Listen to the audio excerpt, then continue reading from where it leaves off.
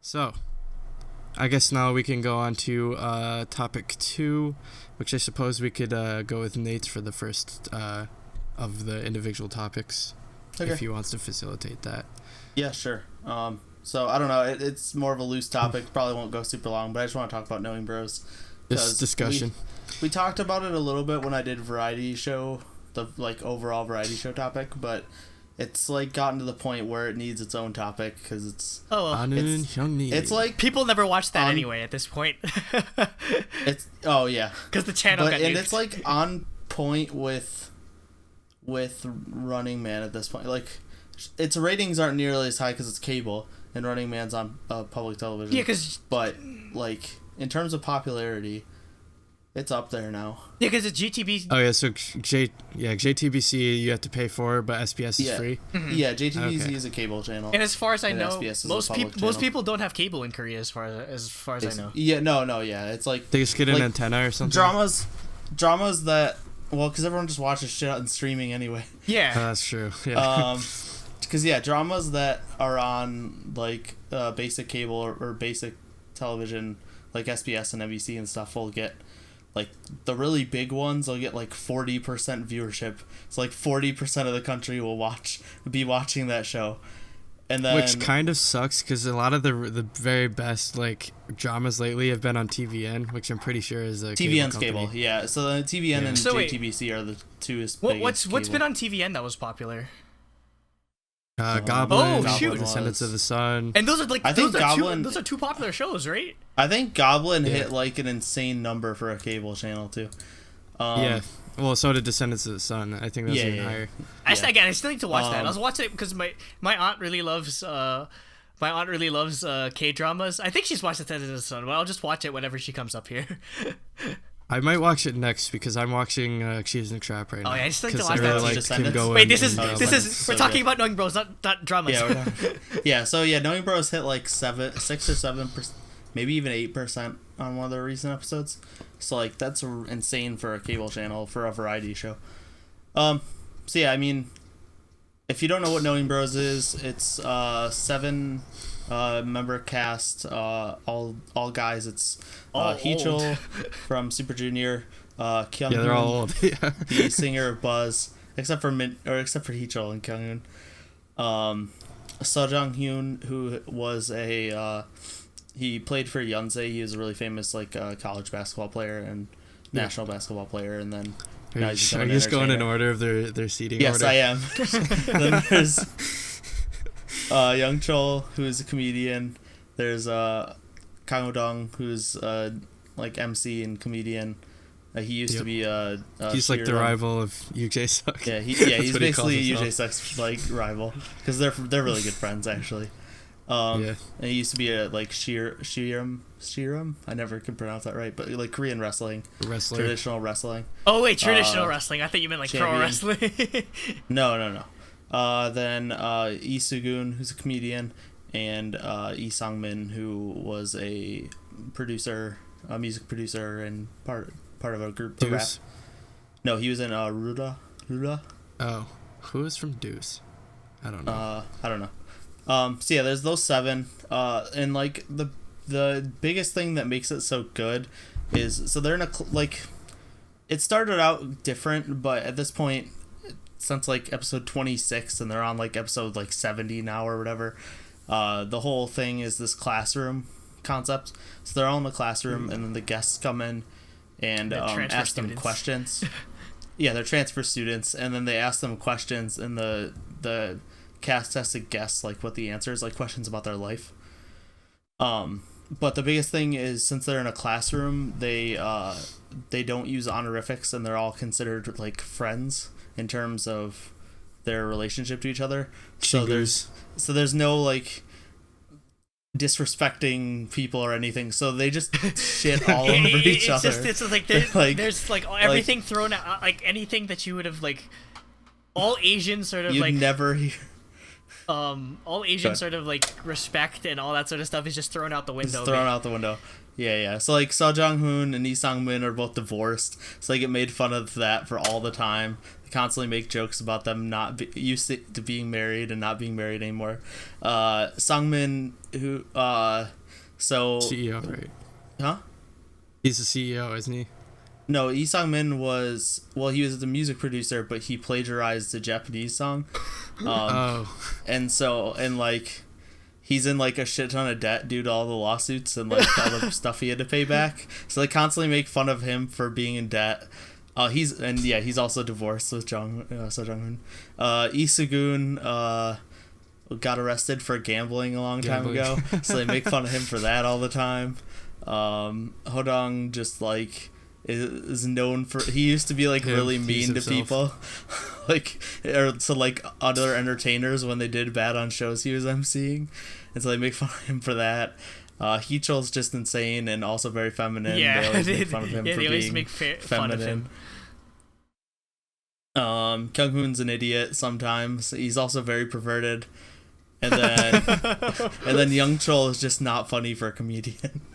Yeah, no, everybody hates Young Chol because he's, well, not to be mean, but he's like super ugly, so nobody wants to sit next to him. Nobody wants to sit next to him because he's not funny and he never gets screen time. Yeah, that's so. If they're his partner, they don't get any screen time. Like on the Twice episode, Jui had to sit next to him. Yep. No. Well, no, on the first Twice episode, Jui had to be his partner, and then on the second Twice episode, she had to be his partner again. Well, I mean, and she was just defeated. He got arguably the prettiest member of Twice. So. Yeah, but she was just depressed the whole time because she didn't get any airtime. No. That was nice for our audio listeners. They had to, they shit all over each other, but then they shit all over the guests too. So like they were just no holds barred for anything. The Twice episode, they were just like, doesn't Chuyu look like freaking Thomas the Tank Engine? No, it's Gio. Yeah, because they said Chaeyoung looks like Simba. How? Which is not an insult, because she actually does look like Simba. She does look like Simba. Well, it didn't help that she had like red pigtails, so they kind of were framing her hair a little bit. No, freaking! They thought Jimin from AOA looked like freaking. Oh no, that's a like common thing in Korea. Yeah, like Jimin is known for looking like Samuel L. Jackson. How? Right? Like how? In Korean shows, her facial structure kind of looks like Samuel L. Jackson. To be honest, I can kind of see it a little bit. Does she look? Okay. I can see Chae. But yeah, Chaeyoung looks like Simba. But then they were making fun of Jihyo for looking like Thomas the Tank Engine. Oh, I miss long hair Jihyo again. But yeah, she does kind of. She has the Chae, because Chae has She has a very childish looking face, so that's probably why she looks like Simba. Yeah. Oh. An innocent face. But then a JTV announcer, Jang Sung-kyu, will come on and play characters sometimes.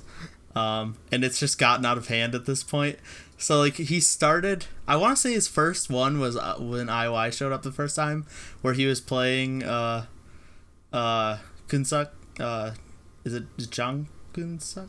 The guy who did... Oh, John Goodsuck, the Produce 101. Yeah, it was Jang. I just remember his last name. But yeah, so he was playing him, and so he had, the whole outfit and, the ponytail... He had, a side ponytail wig on. Yeah, and, and he was just super over the top, like Jang Kunsuk was during 101, where he, screamed out, "It's showtime," and stuff. Oh, my God. And he's just taken that character and he does it all the time now. So, anytime he has to say something, he'll say it in that "it's showtime," screaming away. It's so good. It's a pretty good bit. You know who I can't wait to go on Knowing Bros? 101. When 101 goes on there, that should be interesting. Yeah, 101 will be good because with IOI's both. Well, it's also they got an excuse to pull out the Jang Gun-suk. Yeah, it's Produce 101. No, he has to be Boa. Got a lot of fuel. Yeah, no, he has to be Boa. If he dresses up as Boa. Or he dresses up like Bo and says that. Well, the funny thing is he does these insane. insane characters, and he's a news anchor, so he's got to be all stoic on the internet and proper on TV. for JTBC News. But then he comes on Knowing Bros and does these. He's just letting off characters. steam, basically, because he's just like, I have to like. They just keep asking him when he's quitting being a news anchor. He's like, well, how are you still able to be a news anchor after doing these things? No, I don't know. Nobody watches the show enough, I guess. Anyway. At one point, he was like, my wife stopped watching my shows. Jesus Christ. Speaking of... it's... Go ahead. Oh, well, I was going to say, it's pretty good that they got these, sort of running jokes, because it gives you an excuse to, I guess, go through and watch every single episode to see, definitely. where everything comes from, where it all accumulates from. And I guess in you're in on the joke. In that same vein, freaking Heechul is so savage to anyone that's from SM. He's... Well, no, he's just savage to every idol because he's close to all of them. No, but he's just he so. But yeah, especially he's so SM. Yeah, especially with SM. That one clip that you. He's got the most dirt on them. Yeah, he has the most dirt on them. Exactly. When he was making fun of Taemin. Yeah, Taemin, he makes fun of or made fun of so much for being feminine, which is hilarious that he chose to do the pot that. calling the kettle black. It's literally the only person he can do that to. Yeah. Episode with Sunny is great, where she just constantly starts swearing at him because he's saying all these things. Sohyun's also good. Yeah, she literally hits Heechul in that episode. Yeah, she does. She literally hits him. Irene's really good. Wait, not with the plastic. Not with the hammer. No, she literally hits him. She actually hits him. Well, that's funny. No, yeah, it's. I want TTS to be on there, because TTS hasn't been on. Let's do all of SNSD when they have a comeback. That's gonna be. Yeah, well, most of SSD's been on. Sunny's been on. Yuri's been on.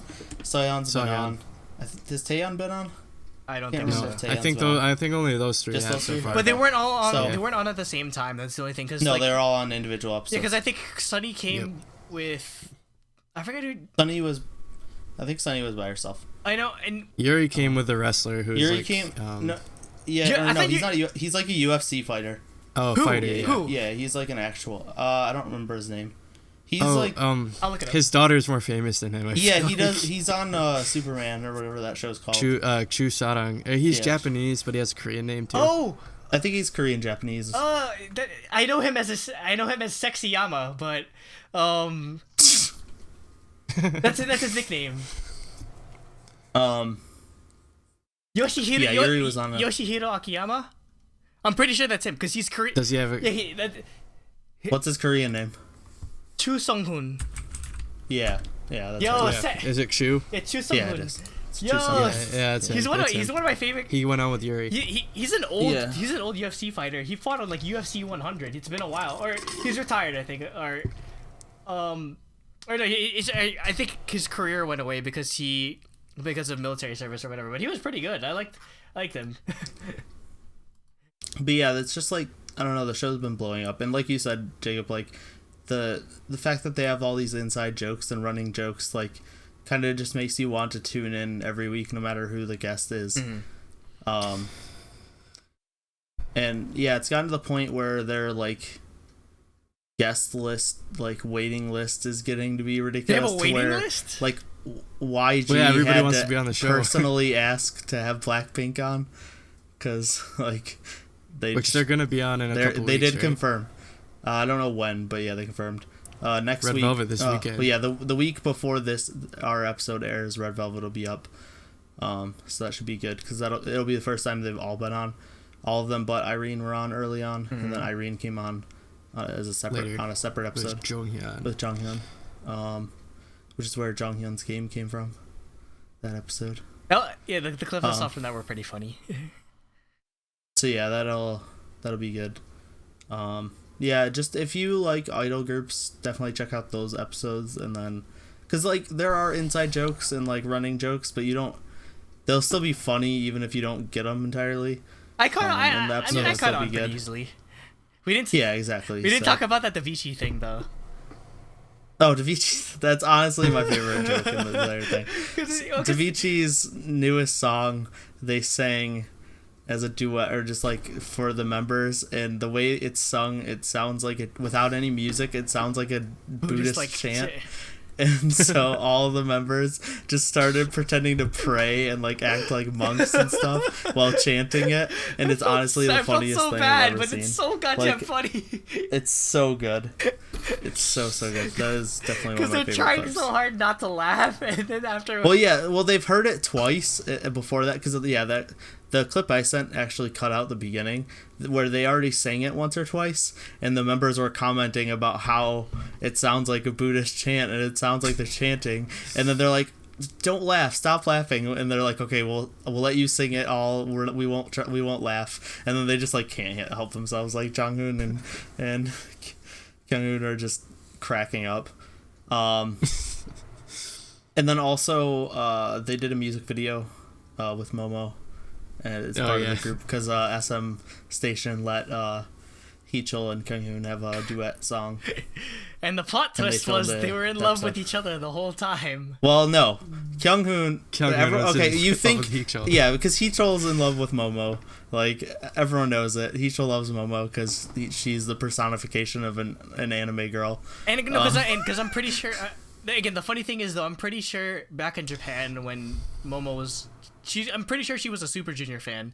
Like, oh yeah, she was. Yeah, she's in the age range. Yeah, so. I'm pretty sure she was a Super Junior fan because remember that weird picture she like where they like really edited her eyes like weird like teenager shit or whatever. She had like Super Junior above her, like where it was her and her friends, and they put all of like their like favorite K-pop groups or whatever. So that must be surreal for Momo that like her like senpai literally noticed her. Senpai literally noticed her. But yeah, so Heechul is a huge fan of Momo, and so you think throughout the music video that Heechul is like in love with Momo and Kyunghoon's his friend, and they're like, and Momo likes Kyunghoon. And Momo likes Kyunghoon.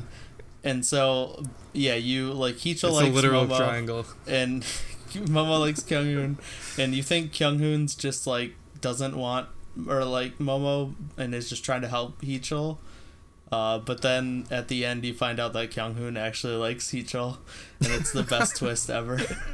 Also, when they were filming that, so the other members of the group of Knowing Bros kidnap Momo. Yeah, they're like a gang. And like, and they're all dressed in like. Well, no, they're all dressed in their outfits from Knowing Bros. So it's like, Jonghoon, Youngchul, and Hodong, and then Sugun is a karate master who lives on the mountaintop, and so Heechul and Kyunghoon. Oh, and Lee Sangmin also is a gangster. He's the leader. Kyunghoon and Heechul go to see Sugun and do Karate Kid like rip-off training, and then they go fight the gangsters to get Momo back. But at the end of it, Momo hits Lee Sang-min with a pot, and while they were filming, she dented the pot. She literally hit him really hard with it. So while they're filming, he's like, "This is dented. I need to go to the hospital."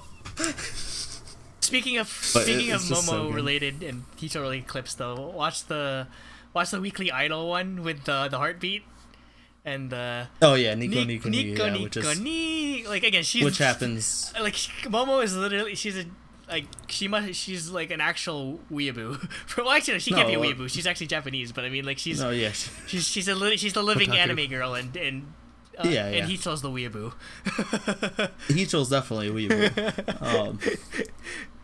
So yeah, it's just I don't know, everything about the show is fantastic, and you should watch it. And it's on demand Korea for free. Thank God. English subs. With subs. Thank God. And the English subs come out like a day after the episodes come out. They're really. I want to know how they sub it so fast. They must watch it on TV and sub as they're watching. Well, I mean, Crunchyroll subs within a couple of hours. It's an official.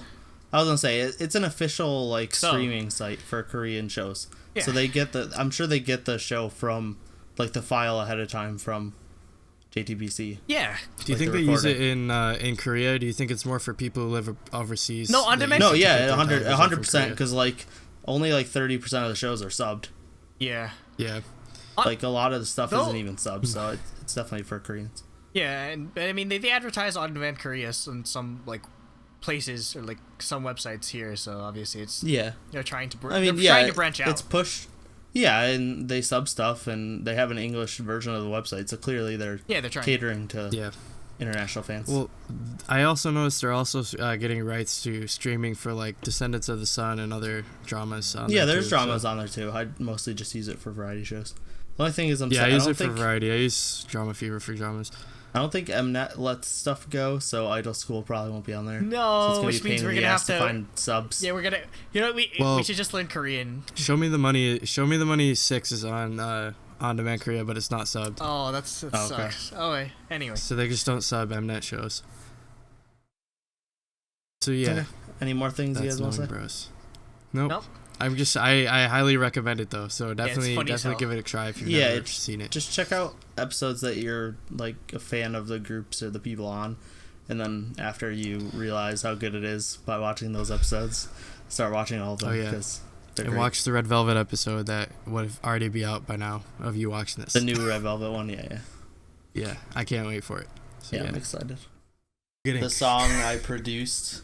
I'm an executive producer of this song. Boom. Yeah, you produced this. Nate produced Wee Wee. I did. So wait, I forget if we made this joke before, but if they play it on the radio, can you ask for royalties if you're a producer? I hope so. Imagine. I wonder if they have.